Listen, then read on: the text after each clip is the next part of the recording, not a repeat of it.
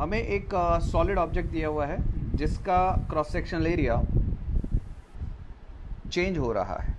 ये area non uniform है और हमें निकालना है एक्स और वाई टर्मिनल के बीच में इसका इफेक्टिव रेजिस्टेंस, इसका रेजिस्टेंस क्या होगा। तो अब प्रॉब्लम ये आती है कि ऐसे केसेस में जब एरिया चेंज हो रहा हो तो we can't use R is equals to rho L upon A, क्योंकि एरिया चेंज हो रहा है तो फिर एरिया लिखेंगे क्या। तो फिर हमारे पास अब दूसरा तरीका बचता है इंटीग्रेशन का। तो इसे करने की कोशिश करते हैं। देखो होता क्या है, अभी ये हमारे पास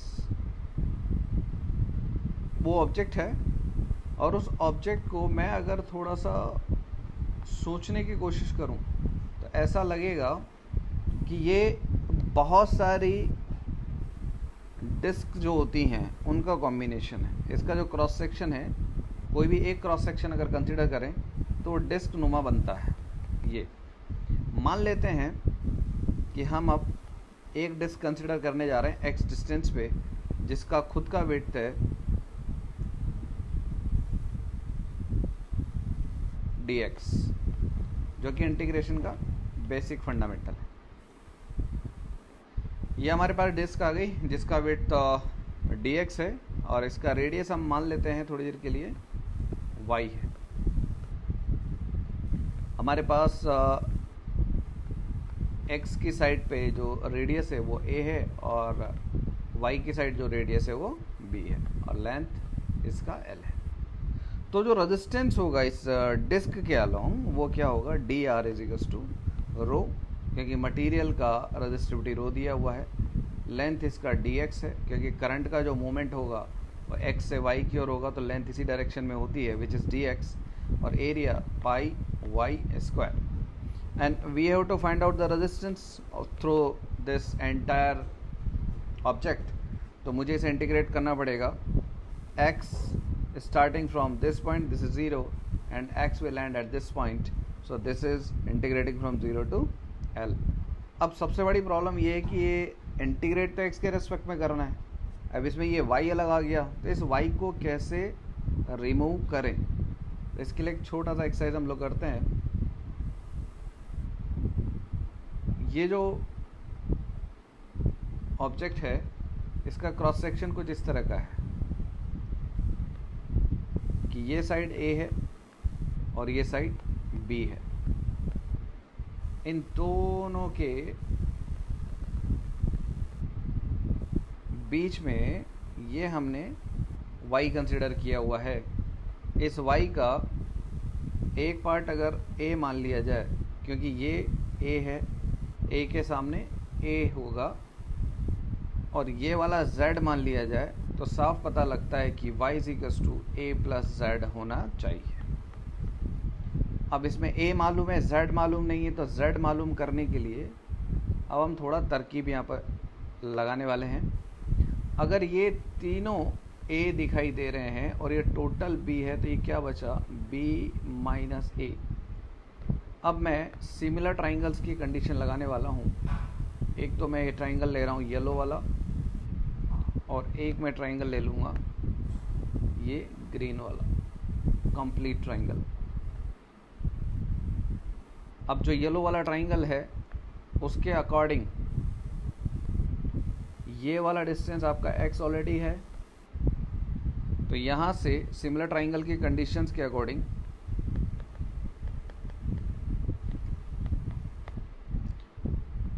साइड्स का रेशियो इक्वल होना चाहिए। z अपॉन ग्रीन ट्राइंगल का b माइनस a साइड होगा तो येलो ट्राइंगल का z साइड होगा।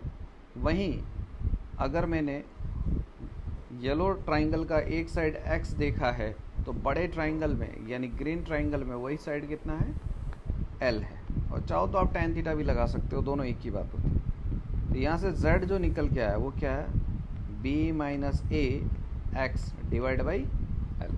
z अगर मेरा आ गया तो मैं अब इस z को इक्वेशन नंबर 1 में पुट करने वाला हूँ। तो y कितना आ जाएगा, a प्लस z था और z हमने निकाला अब भी b minus a x upon l। ये आ गया अपना z।